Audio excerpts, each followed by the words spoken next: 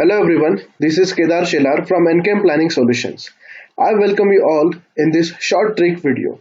In this video, we are going to understand how to set holiday on a particular day for next 99 years. That is specific occurrences. So let's start. Go to the project tab, go to the change working times, select your calendar, add the exceptions, that is a holiday, let's say Independence Day, then select the date, let's say 15th. Now I want to set this Independence Day, that is 15th August, for next 99 years in my calendar as a holiday.